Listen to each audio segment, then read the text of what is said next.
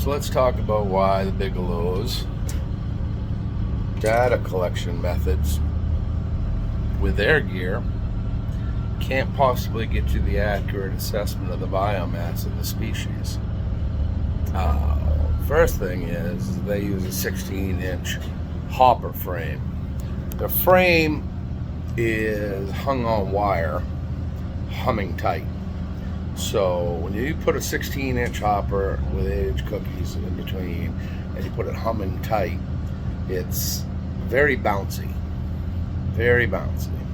but it's bouncy for a reason. When you use a hopper frame, that way you can get over bottom, that's why most boats take 2 nets. One net is usually a mud net or a flounder net, and then you have a groundfish net. The difference between the two is in the size of the rubber that you use and how you hang it. So just as an example, that is exactly a 16-inch size of a piece of rubber for bosom section or wing sections for the Bigelow. Now that is about the average size of a cookie for a flounder net. Big difference. Cookie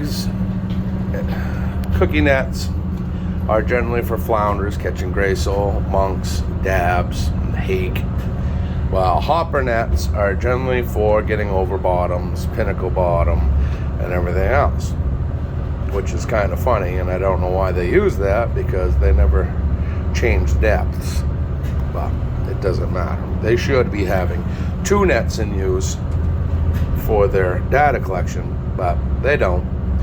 Now the difference between a hopper net and a roller net is when you hang a 16-inch or an 8-inch on a frame, the roller sections actually spin. So as they travel across bottom, they're kind of rolling. And they roll across the bottom. While a hopper net, on the other hand, bounces. Now they bounce because they're less likely to get fetched up, hung up on bottom, because we can't see the ocean floor. We have a good idea what's there, but this way you don't get fetched up, tear up your nets. This way you're less likely straining the environment, and you're not leaving twine behind for garbage.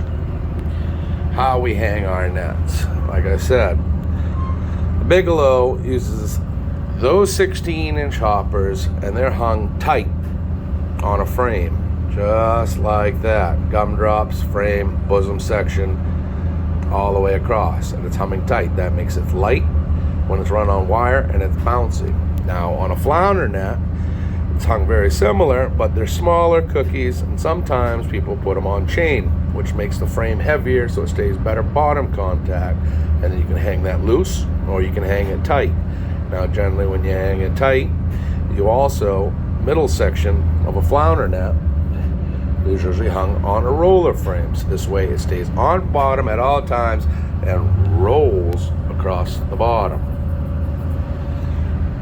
So that's the difference right there. Now, what's the difference when it comes down to catching? Well, if you use a flounder net, like with gray sole, dabs, and monks, if that being the bottom and these being the species tight to bottom, your net is constantly swiping tight to bottom without leaving contact at the bottom, which catches those fish. Now, on a hopper net, your frame is bouncing, but that works with reds, pollock, haddock, gray sole,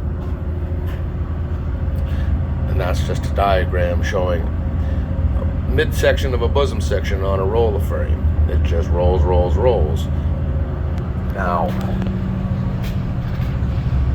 ideal bottom for a 16-inch hopper frame. Well, you got humps, but you can't use humps when it comes to the Bigelow because they have a protocol saying they have to tow one depth for the entire tow. So towing any kind of hump anywhere checking the biomass of redfish or pollock on a hump is null and void.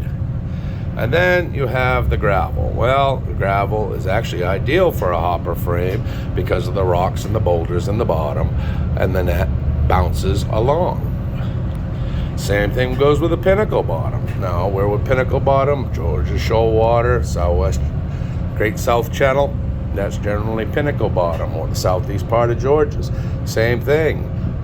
Flounder net, ground hopper net jumps over the pinnacles, less likely to fetch up, less likely to fetch your twine and do damage.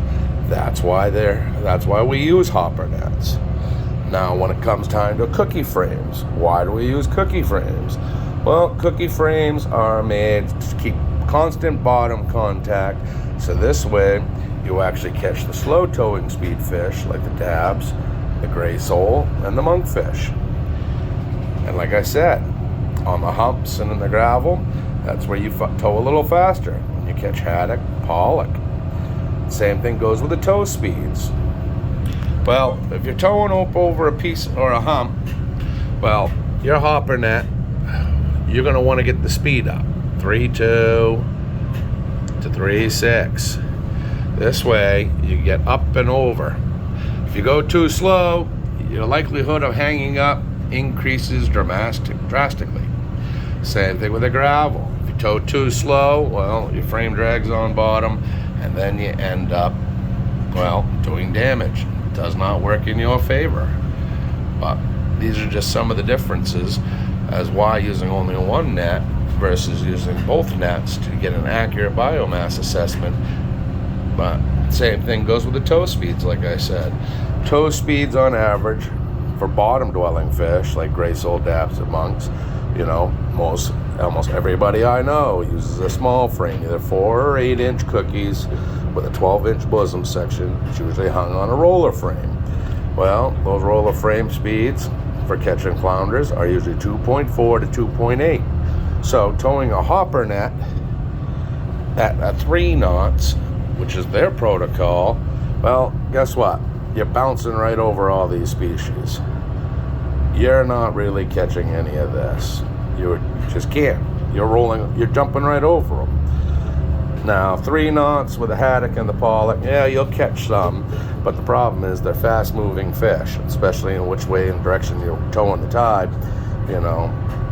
Those fish will outrun your net, so you're not really getting a full, accurate assessment unless you get the speed up chasing these species. Like I said, there's a lot of little variables that get plugged into all this. And if you don't use the right gear at the right speeds, you're never going to know. But, they don't ask. Or they know and they just don't care, I guess. But like I said, depending on what gear type you use, and where you use it, and what speed you use it, that makes the difference between collection and missing. Get it? Fish on.